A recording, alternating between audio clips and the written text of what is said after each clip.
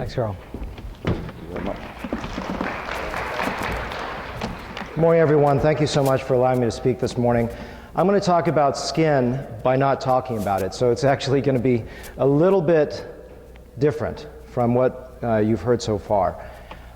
The key here is thinking about skin from a different light, which is understanding how we see youth and beauty through the concept of exposure of bone, which is a negative thing, shadows, and what's a negative thing, transitions, which is a negative thing, and improvement of light, and we're going to talk specifically about that. I have a lady that walked through the TSA with her best buddy, a high school buddy, same age, and the person from the TSA said, "Are you guys mother and daughter?" And the reason is that that TSA person in a blink saw beauty and youth in someone that had had rejuvenation done the right way. And so that is the key thing, is I want you guys to think about what Malcolm Gladwell talks about, which is how we see the face in a blink of an eye. And those are the concepts I'll try to deliver. And isn't it true, though, sometimes we see faces that are absolutely scary, that just you can tell something is wrong, and that's another type of blink. And Nancy Edkoff, in her book Survival of the Prettiest, talks about the uncanny valley, which is something that just doesn't look right, this weird person look. And that is something that when we look at beauty, babies on a conceptual level, they actually see, on a practical level, they see beauty and they linger longer at a beautiful face. So it's programmed into our DNA. The question, though, is with skin and with aging, how much is gravity a component of this? And I'm going to challenge you and say it's a very small component. A colleague of mine out of LA, Val Lambros, looked at people's faces in their 60s and in their 20s and found that over that 40-year time gap, using rigorously controlled photography, there was very little gravity. But sometimes we feel like Nick Nolte on a bad night. There's no lighting that ever works for us, right? So we're going to talk about how light affects us.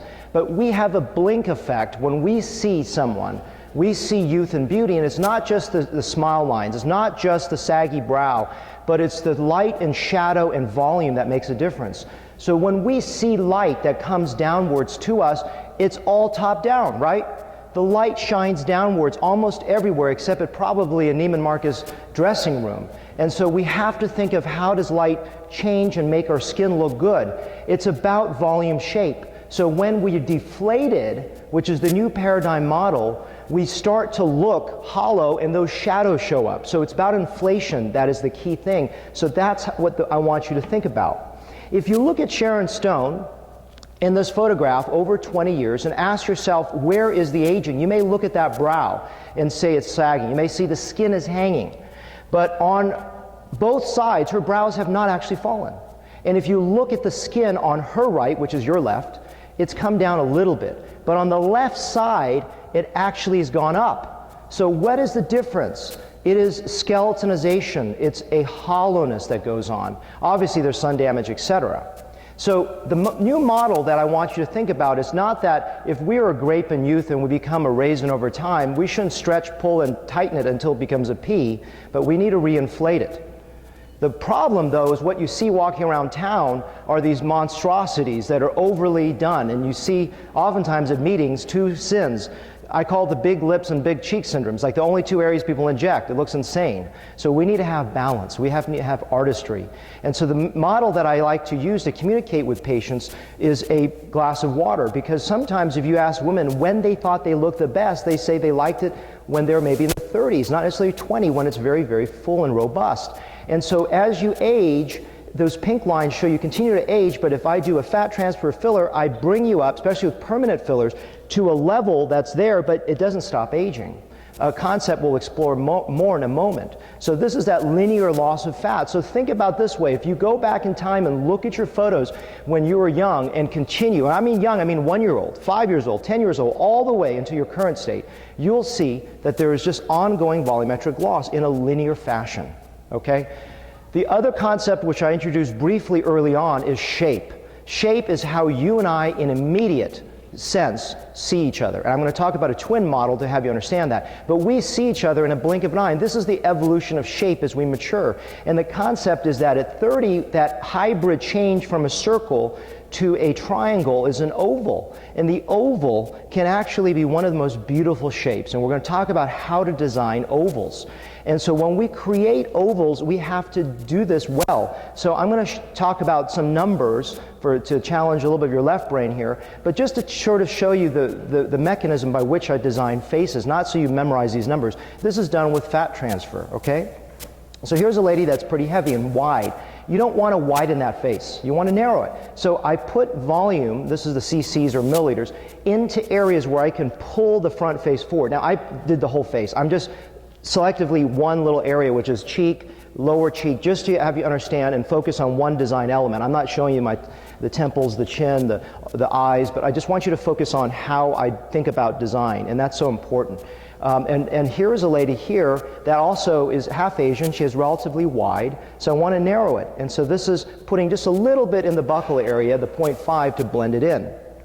Here's another lady here that I think is a little bit hollower in the area below the cheeks. You don't want to create this robust anterior cheek. You want to blend it out. So this is just a little bit more in the buccal zone.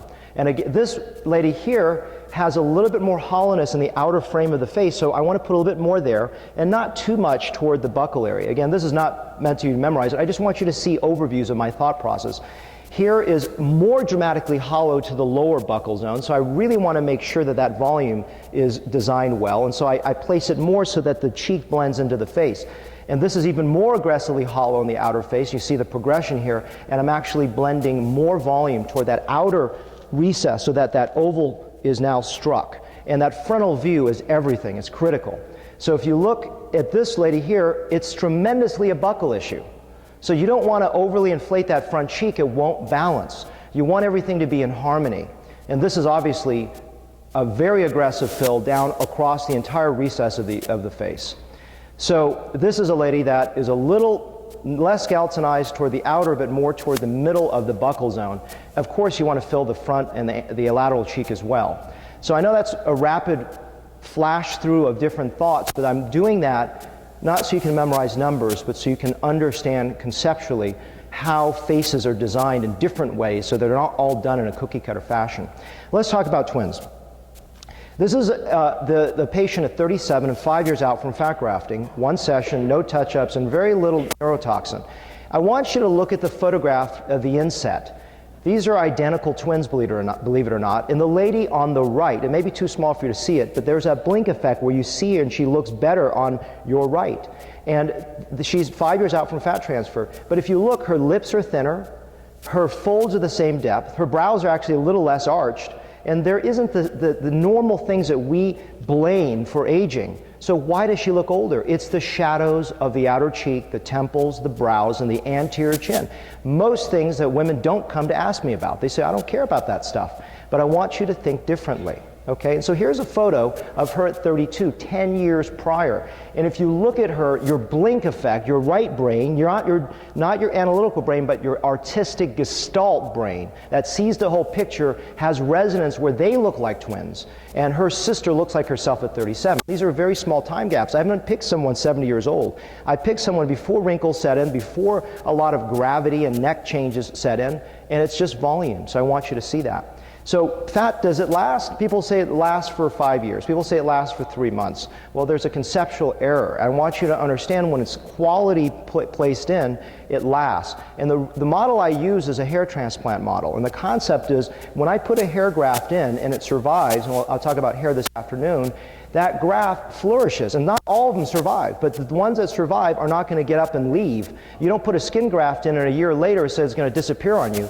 What you're seeing is actual initial swelling, a drop, and then that graft matures as it gains blood supply. So here's an evolution over a year, a lady that obviously looks overly robust at a week, and maybe a little full at a month, and as things start settling down at 3 months, and then at 6 months, it may have dipped a tiny bit here, and, well, we skipped over. 11 months is building back up, and this is just no touch-ups, just an evolution. I did do neurotoxins in addition, though, just for full disclosure. So how do you do this? How do you do this? Do you use fat or use fillers? And since the advent of micro cannulas, I've had a tremendously amazing ability to sculpt the face through multiple mechanisms. And so the way that I communicate with patients, because it's hard to understand this, is I use a language, the same language that you can communicate with patients, or if you're a patient, you can understand this. So I use 3 models. A glass of water, we talked about that, the evolution of aging with that glass of water, continue to empty, a bed, which we'll talk about, and a house on sand. So I always say the difference between an education and excuse. An education is told you before the procedure, an excuse is the same words out of my mouth to your ears told afterwards. So the glass of water is filling you to an ideal. I typically like fillers for someone that doesn't need a lot of filler, need a lot of work, but fat, it costs more if you're going to use a lot of fillers. And I'm going to show you some examples where I put a lot of fillers in and they don't look overfilled because it's done with taste and with balance and with discretion. So I like to have people understand that with fat, there's a bigger recovery, that's a balloon, and bigger cost on the front end, but there's a lot less cost to maintain and a lot less recovery down the road, whereas fillers are a lot of small costs and a lot of small recoveries, but ultimately can actually cost more than fat if you're doing it in such a way that I'm building the whole face with it. So there's no financial affiliation with any companies. These are the main 2 products I use, whether someone's interested in temporary or permanent fillers, and this is the allocations of the face where I tend to like to use them.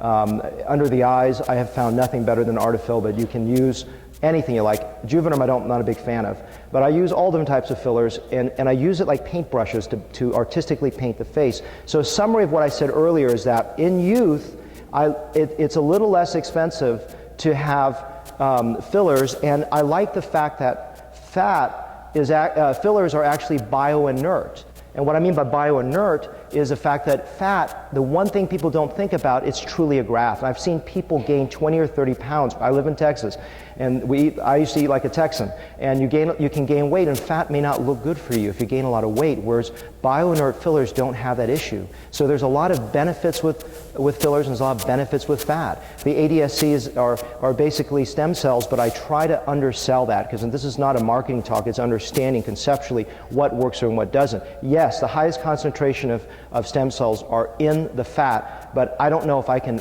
radically tell you that changes. I just know that patients do look incredibly good after a year or 2 with fat grafting. The final, but the second and final model is the bed. Fat is told that it does too much.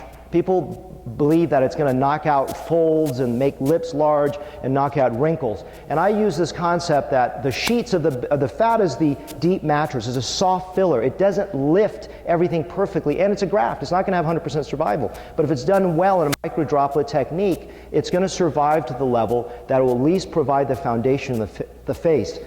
The fillers are going to let me micro-finesse my work. It's going to let me go in there and knock out little nooks and crannies on the face. And finally, the sheets, the active motion, really needs chemical peels, laser, and neurotoxin to help balance it. You cannot do that with fat. So you don't want to treat the wrong depth with the wrong therapy. The last thing I want to talk about is building a house on sand. This concept I built was that if I put temporary fillers in and then I build permanent fat on top of it, I'm not a big fan of that.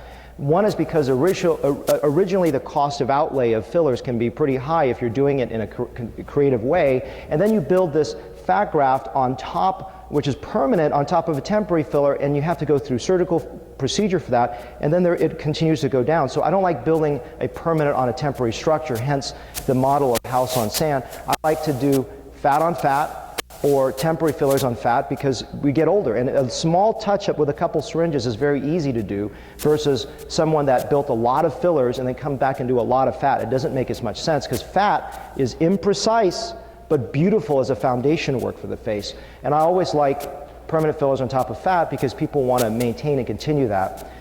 Not as big a fan of putting fat on top of permanent fillers, only because permanent fillers can be quite expensive, and if I build the whole face with it, I don't think it's the most cost-effective way of doing it. So here's an example of a lady in her early 50s after a fat graft, and you can see that if you use your right brain, you'll say, wow, she looks a lot better. If you use your left brain, you're going to say she doesn't look good at all, because she still has a tear trough, she still has little areas that haven't been perfectly treated. And then I came back, did a couple syringes of some permanent fillers, and touched her up so that almost looks like she's photoshopped, where there's better light reflex on that face. And you can see that that's how I use my technologies, to make that skin look better. And this is from beginning to end, as you see. And this lady is all fillers. This is 15 syringes of fillers in a 35-year-old. You must say, Doc, you're crazy. But I did every small millimeter. And so people ask me, where do you fill? It's temples, brows, lower eyelids, anterior cheek, outer cheek, subzygomatic, anterior buccal, the area near the mouth, the canine fossa, nasolabial groove, anterior chin, pre-jowl sulcus. You know why? Because every single part of the face ages. And here is a lady that is 35 to 42. This is 30-some syringes of fillers. And that is because that really, she needs all those little areas. And at 42, she looks so much younger than she did at 35. So I leave you with this, right out of time, concept is be artists. Have passion in what you do and see the big picture. Thank you.